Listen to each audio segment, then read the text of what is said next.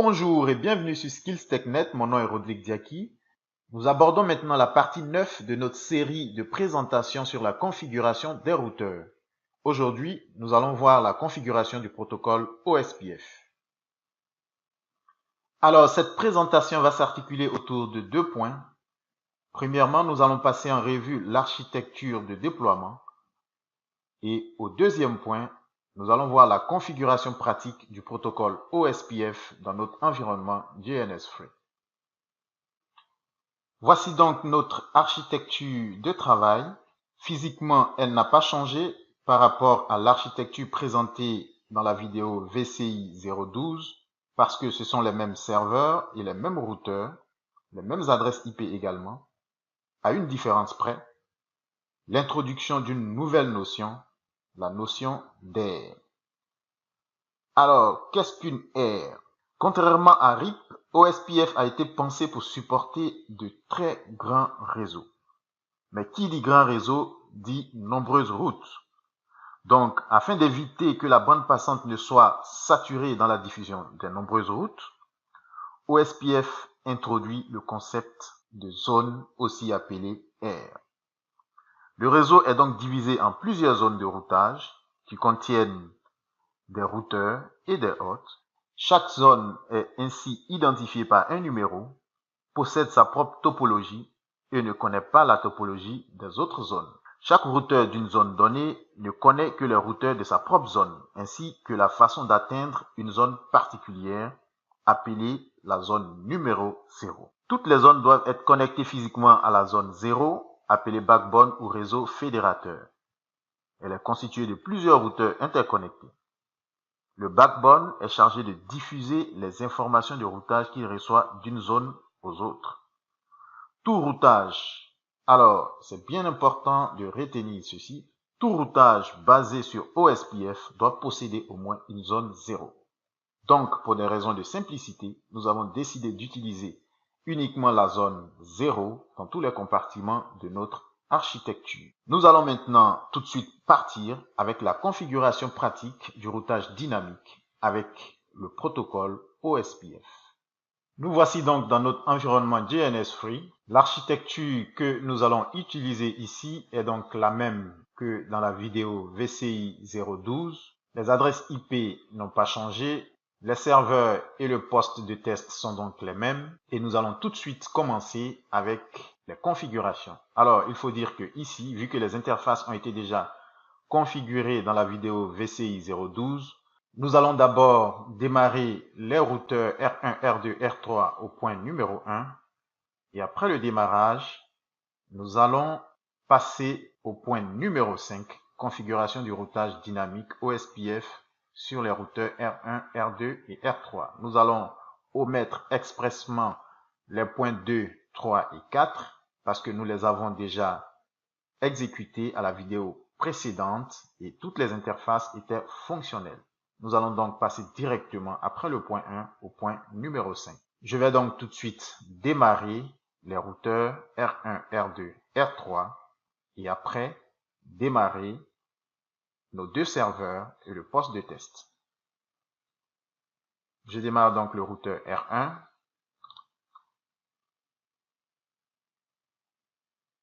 Voilà, ensuite le routeur R2 et enfin le routeur R3. Je vais également démarrer les deux serveurs et le poste de test. Je fais donc clic droit, démarrer.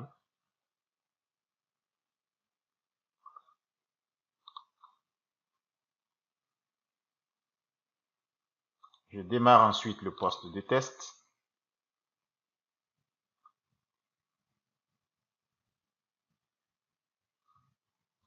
Et enfin, le serveur web.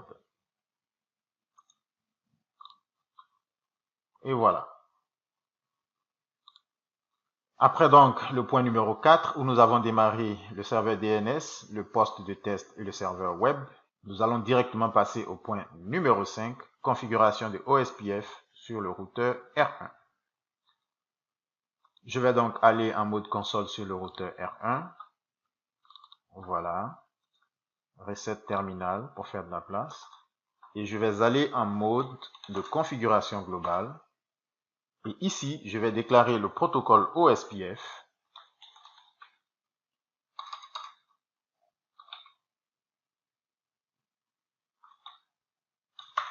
Voilà. Ensuite, je vais déclarer les réseaux voisins du routeur R1 en tenant compte du facteur Area, donc zone dont nous avons parlé précédemment. Notre routeur R1 est donc connecté au sous-réseau 10.0.0.0, 100.0.0, 200.0.0 et les zones ont été définies avec la valeur Area 0, ce qui facilite aisément les configurations. Je vais donc déclarer ces trois sous-réseaux avec Network 10.0.0,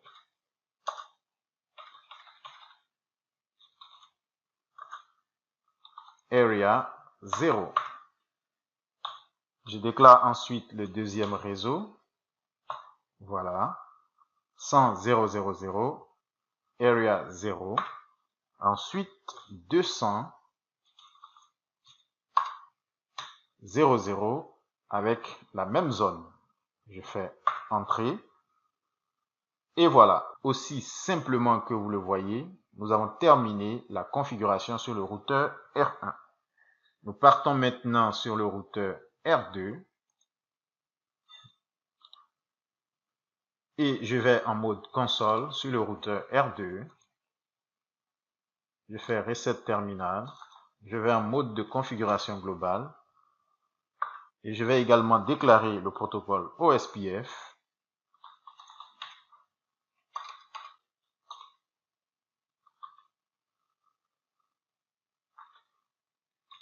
Et définir les réseaux qui sont directement connectés au routeur R2.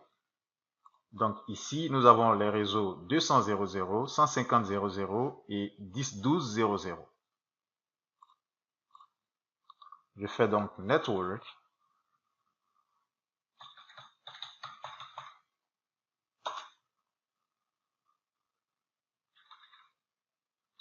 Voilà. Area 0.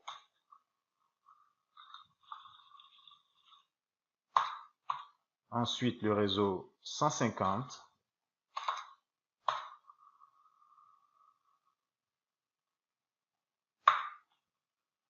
Et enfin, le réseau 200. Le réseau 150, donc, voilà. Je vais supprimer la ligne précédente. Voilà. Et enfin, le réseau 200.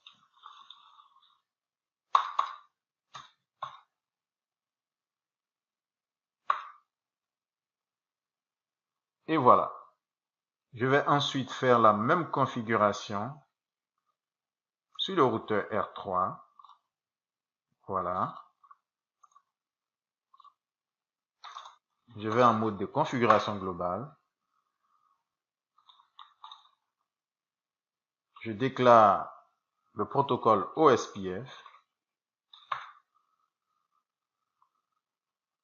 Et je configure mes réseaux directement connectés au routeur R3. Donc ici, nous avons Network 10.13.0.0.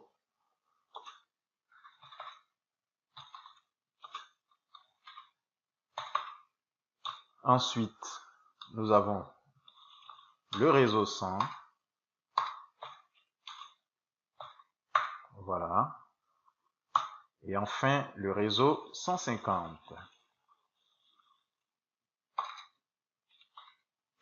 Et voilà, la configuration est donc terminée sur le routeur R3.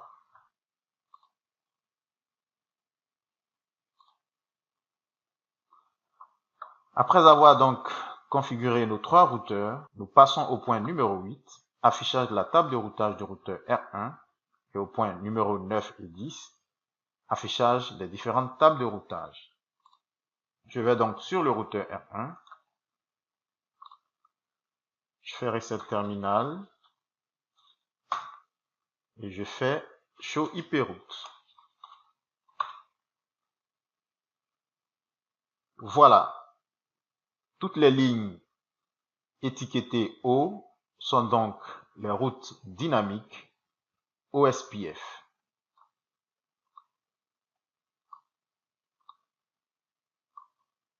Donc, pour aller dans le réseau 10.12, nous allons passer par l'interface F10 qui a l'adresse IP 200.0.0.20 sur le routeur R2. Voilà, 200.0.0.20 F10 sur le routeur R2 pour aller dans le sous-réseau 10.12.0.0. Ensuite, pour aller dans le réseau 10.13.0.0, nous allons passer par l'interface 100.0.0.20 F01. Voilà, 100.0.0.20 F01 pour aller dans ce sous-réseau.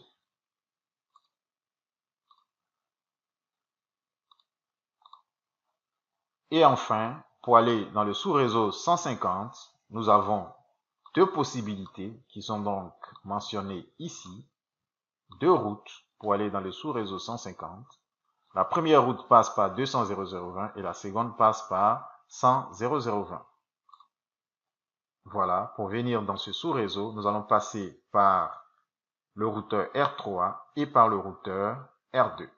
Et tout ceci à partir du routeur R1. Nous allons également afficher la table de routage du routeur R2 selon le même principe. Show IP route. Et voilà. Les routes sont donc définies selon le même principe. Je vais également sur le routeur R3.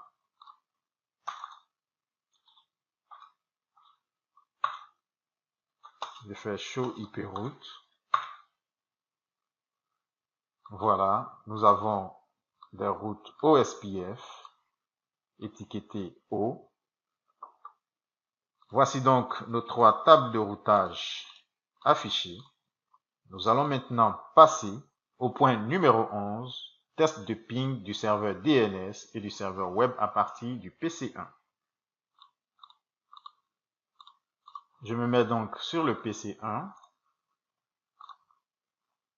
Et comme nous l'avons vu déjà dans la vidéo VCI 012, je vais lancer deux pings pour tester nos deux serveurs, le serveur DNS et le serveur web. Voilà. Je fais donc un ping continu sur 10.0.0.10 qui est le serveur DNS. Voilà, il répond. Et un autre ping continu sur le serveur 10.13.0.10 qui est le serveur web. Voilà. Nos deux serveurs répondent donc. Cela signifie que notre architecture réseau a été bien confectionnée et toutes les connectiques fonctionnent parfaitement, de même que les routes dynamiques. Nous passons maintenant au point numéro 12, test de fonctionnement du site web à partir du PC1. Je vais donc me positionner sur le PC1, lancer mon navigateur web.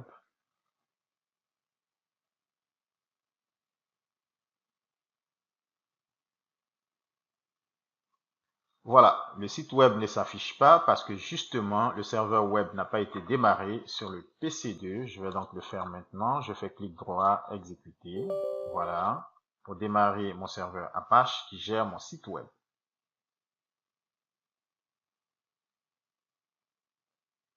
Voilà, Apache a bien démarré. Je reviens donc sur le PC1 et je rafraîchis la page. Voilà, le site web s'affiche donc parfaitement. Cela veut dire que notre réseau a été bien configuré et tout fonctionne normalement.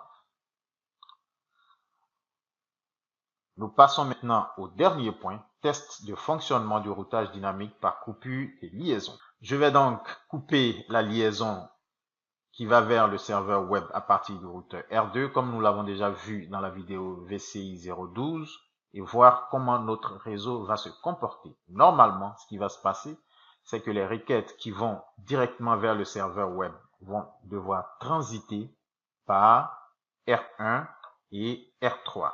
Et nous observerons dans les tables de routage que les routes seront donc retirées, c'est-à-dire les routes qui permettent de passer par ce lien qui a été retiré vont tout de suite être également supprimées dans les 3 tables de routage de nos routeurs. Je fais donc clic droit sur ce lien et je fais supprimer et je vais observer ce qui va se passer au niveau de mon PC1. Voilà, la liaison vient d'être coupée. Donc le ping qui partait directement vers le serveur web est arrêté. Mais par la configuration du routage dynamique, ce ping devrait pouvoir basculer sur la seconde route. Donc, nous attendons le temps de la convergence OSPF pour observer ce basculement.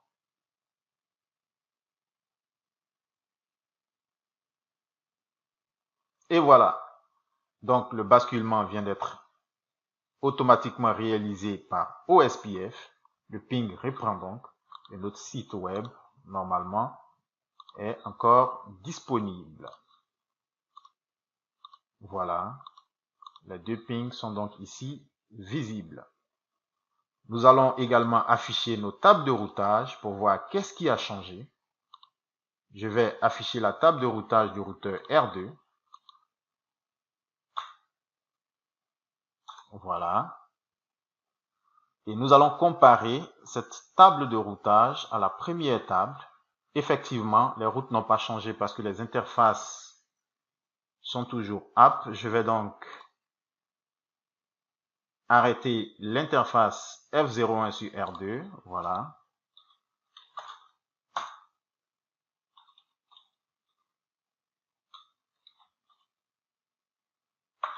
Voilà.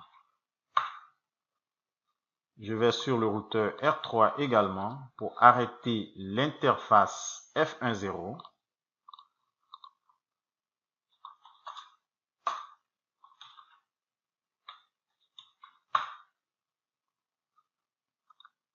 Je fais reset terminal.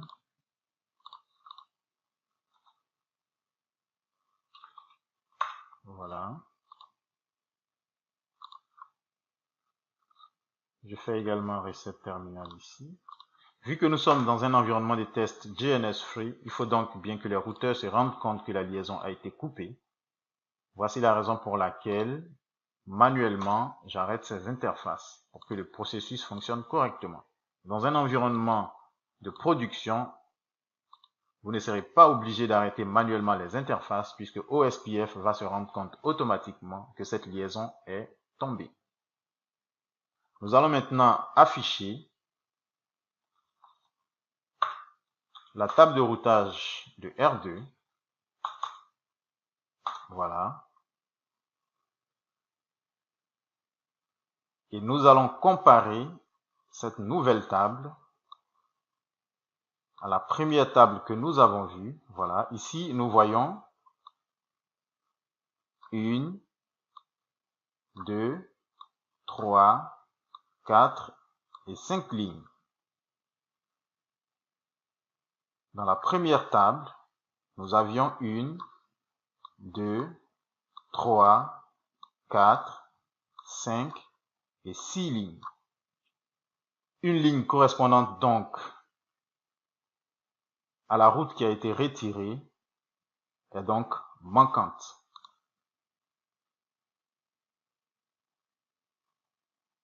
C'est donc cette route, la route qui permet d'aller dans le réseau 150, voilà. Tout ce qui concerne le réseau 150 a été retiré.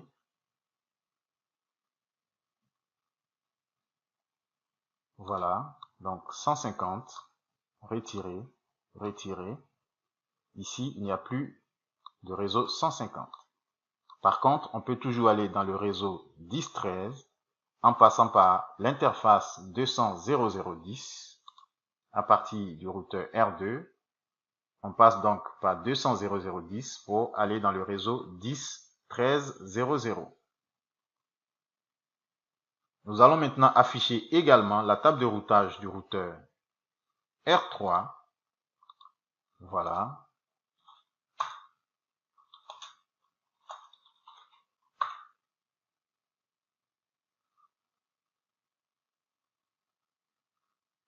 Voilà, donc la route qui permet d'aller dans le réseau 150 a été retirée, comme nous l'avons déjà vu.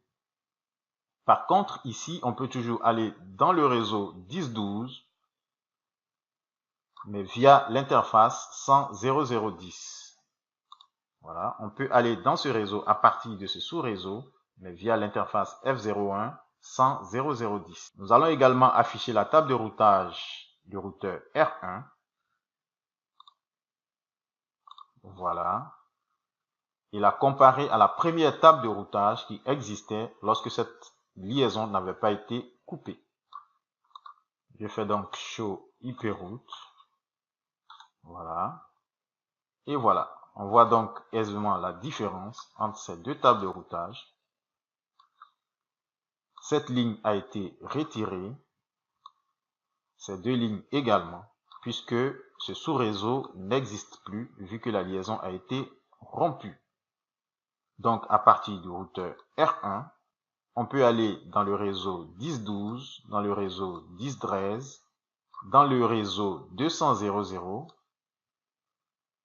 mais en passant par 200.0.0.20 pour aller dans 10.12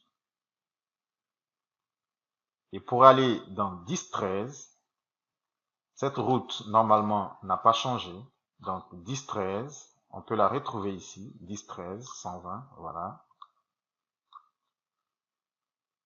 Nous avons également la route 10.12 qui ne devrait pas également avoir changé, voilà, 10.12. Les seules routes qui ont été retirées sont les routes qui font référence au sous-réseau 150 qui lui n'existe plus puisque la liaison a été coupée. Voilà, voici donc un aperçu des tables de routage de nos trois routeurs. Et ici, nous observons que les pings fonctionnent toujours et que notre site web est opérationnel. Voilà. Voici donc rapidement expliqué le processus de fonctionnement du routage dynamique avec OSPF. Cette présentation est donc terminée. Merci de nous avoir suivis.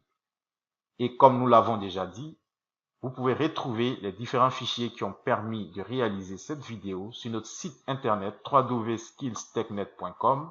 Vous pouvez également nous écrire à l'adresse info@skills-technet.com pour avoir de plus amples informations sur cette présentation.